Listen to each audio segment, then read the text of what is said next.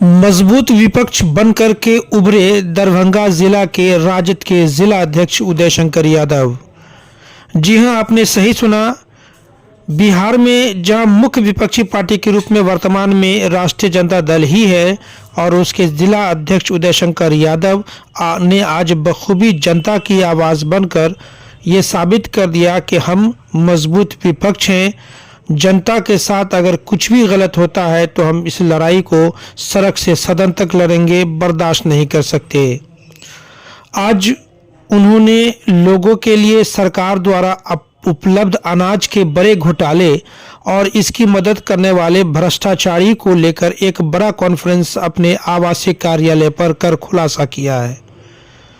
उन्होंने बाज़ाब्ता press conference करके खुलासा करते हुए बताया कि तकरीबन 52,000 क्विंटल के अनाजों का एक घोटाला हुआ है। इससे पूर्व भी उन्होंने कहा कि इसको लेकर के कई बार अनाज की यानी पीडीएस की कई गाड़ियां भ्रष्टाचार के रूप में पकड़ी गई, लेकिन प्रशासन के द्वारा छोटी मोटी कार्रवाई करके बड़े बड़े जो लोग जिसको भ्रष्टाचारी कहते हैं शामिल है उनको प्रशासन के आला अधिकारी छोड़ देते हैं और नतीजा यह होता है कि भ्रष्टाचारी का मनोबल लगातार बढ़ता जाता है। इस बार उन्होंने सीधे तौर पर दरभंगा जिला के उप विकास आयुक्त यानी डीडीसी चित्रगुप्त कुमार पर कई गंभीर आरोप उन्होंने लगाया है। उन्होंने क्या कुछ कहा, चलिए सबसे पहले उनकी बातों को आपको सुनाते हैं। आप लोग जानते हैं जो इससे पहले भी हम प्रेस कॉन्फ्रेंस किए थे और 2022 में दरभंगा जिला राज्य खाद्य निगम में बहुत बड़ी घटना हुई थी और हमारे कॉन्फ्रेंस के बाद जांच हुआ जिसमें कुशेश्वर स्थान टीपीडीएस गोदाम में आप देखे होंगे जो लगभग 35,000 कुंटल अनाज जो है सो वहाँ से घटोला हो जाता है, वहाँ से गायब हो जाता है गोदाम से। और इस तरह से जब कुशेश्वर स्थान गोदाम की खुलासा हुई तो आपको बेनीपुर में लमसम 20,000 कुंटल, अलीनगर में आपको कितना था, घनश्यामपुर में था। तो इस तरह से गरीब का निवाला को लूटने वाले को फंसाने के बजाय उस कांड को नीपापोती किया गया। इसका कारण क्या था आप जानते हैं। जो 50,000 से ऊपर कुंटल अनाज गरीबों का ये अफसर लोग मिलके खा जाते हैं और उसमें क्या करते हैं तो नीपा पोती के लिए आप बताइए जो 50,000 कुंटल अनाज कोई एक आदमी चोरी कर सकता है क्या? और एक आदमी पे आरोप लगा के और ट्रांसपोर्टर को बचाया गया, उसमें खाने वाले पदाधिकारी को बचाया गया और आज पुनः फिर उसी घटना को दोहराया जा रहा है क्योंकि ये ट्रांसपोर्ट बहुत ही माफिया लोग ट्रांसपोर्ट का काम करते हैं। और आज जो टेंडर निकाला गया है राज्य खाद्य निगम दरभंगा में, उसमें घोर अनियमितता किया गया है और यह घोर अनियमितता इसलिए किया गया है जो वह घोटालेबाज ही इसमें ट्रांसपोर्टर हो सके, जिसमें अफसरान का मेल है। डीएम एसएफसी दरभंगा, तत्कालीन डीएम एसएफसी को इस घटोला करने के लिए उसको तत्काल प्रभाव से हटा दिया गया है और नए डीएम एसएफसी को लाया गया है ताकि यह घटोला हम आसानी से कर सके। आप इस टेंडर को देखेंगे, यह टेंडर नंबर है 1301 है या 1305 होगा। तो यह टेंडर में जब नीट को डाला गया तो इसमें ट्रांसपोर्ट पॉलिसी जो 2023 में खत्म हो गया और 18 में लागू हुआ था, तो उस 18 के ट्रांसपोर्ट पॉलिसी को इस एनआईटी में संयुक्त किया गया। दूसरा है, जो ट्रांसपोर्ट पॉलिसी 2018 जब खत्म हो गई तो 23 को लागू करना था। दूसरा, जब एनआईटी के बीड को जब लोग भरने गया, जो इच्छुक इसमें ट्रांसपोर्टर थे, जो नए नए लोग थे, तो उसमें देखते हैं जो इसमें फिनेंशियल बीड में जो है सो खगड़िया लिखा हुआ था, जबकि फिनेंशियल बीड के नीचे नोट शीट में लिखा हुआ है जो इस टेंडर में आप छेड़छाड़ नहीं कर सकते। तो वहां कंफ्यूजन पैदा हुई और यह जानबूझ के किया गया कंफ्यूजन पैदा, जो नए लोग इसमें भर नहीं सके और नए लोग कंफ्यूजन में रह गए और फिनेंशियल बीड को ऑफिशियल आवर जो होता है 5 बजे, वो 5 बजे बंद नहीं करके 2 ही बजे बंद कर दिया गया। इससे स्पष्ट लगता है जो यह टेंडर माइनेज था। तीसरा है, जो ये एसएफसी का जो टेंडर होता है ट्रांसपोर्टिंग के लिए, प्री बीड मीटिंग बुलाया जाता है, जिससे नए या पुराने लोगों को यह समझाया जा सके जो इस टेंडर को ऐसे भरना है। जबकि 11 तारीख का यह समय था, 11 जनवरी को, और 11 जनवरी को माननीय मुख्यमंत्री जी का दरभंगा में प्रोग्राम था।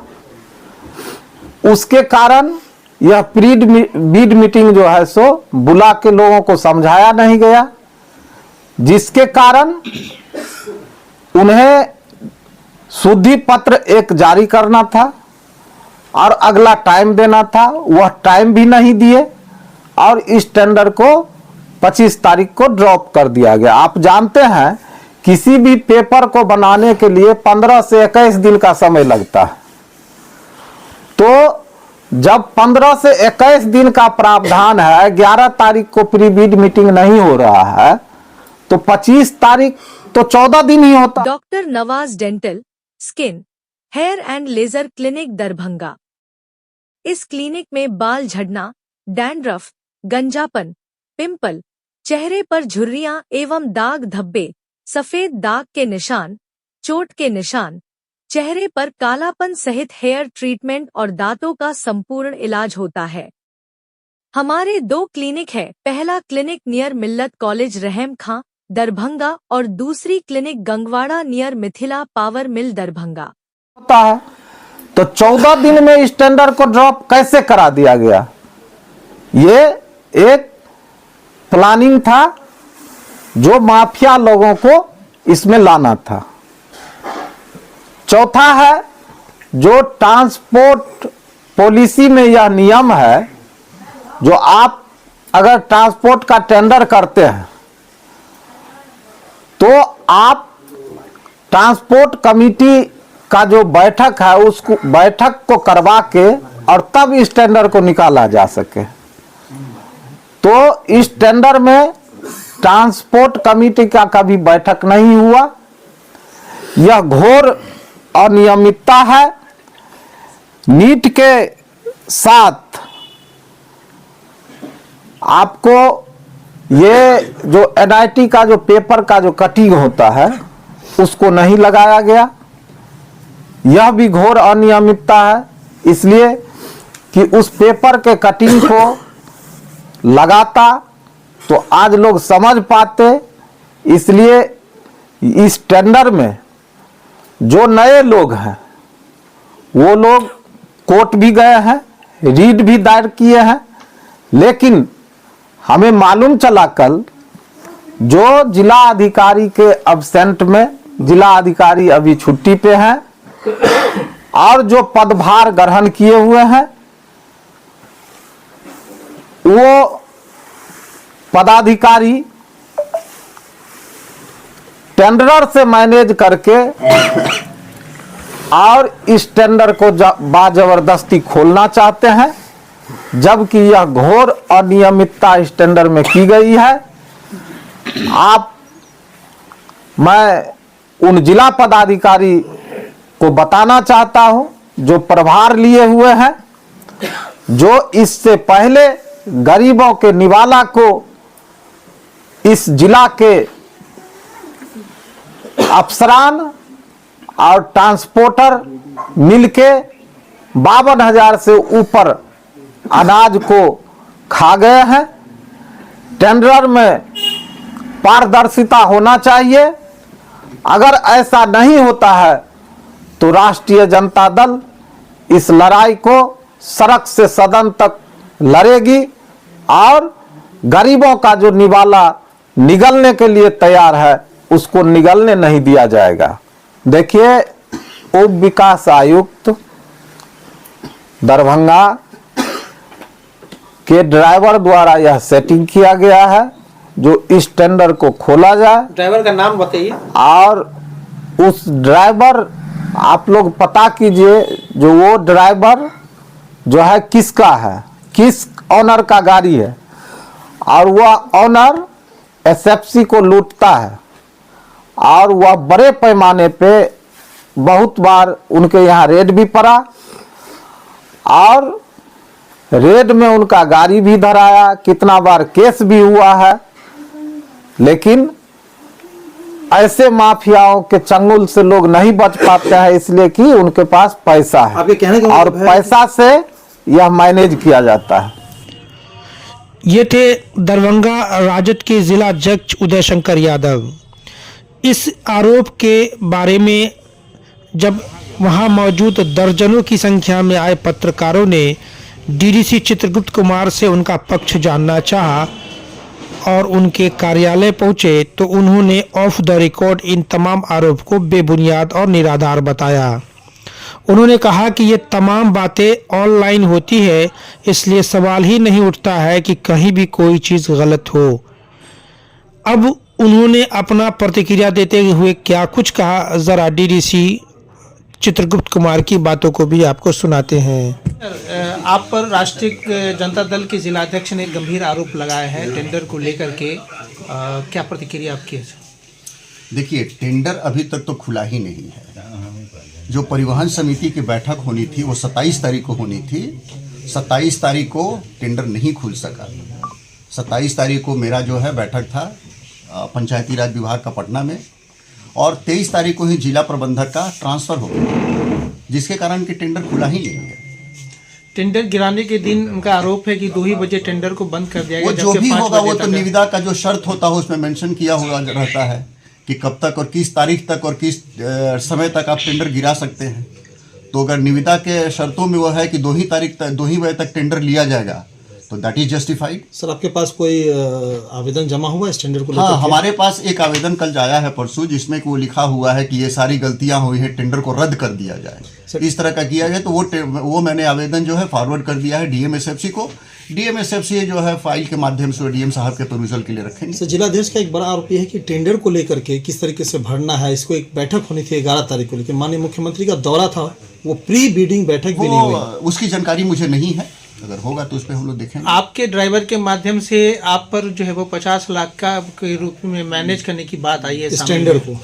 ऐसा तो नहीं है, जब टेंडर खुला ही नहीं तो टेंडर मैनेज करने की बात कहाँ से आ रही है? होने वाले टेंडर की बात। टेंडर के वो तो जब टेंडर खुलेगा तब न पता चलेगा। ये तो कोई भी प्रेस कॉन्फ्रेंस करके कह देगा कि डीडीसी 50 लाख मांग रहे हैं, डीएम 1 करोड़ मांग रहे हैं, कम से ये कर रहे हैं। ये तो बिल्कुल गलत और नाजायज है।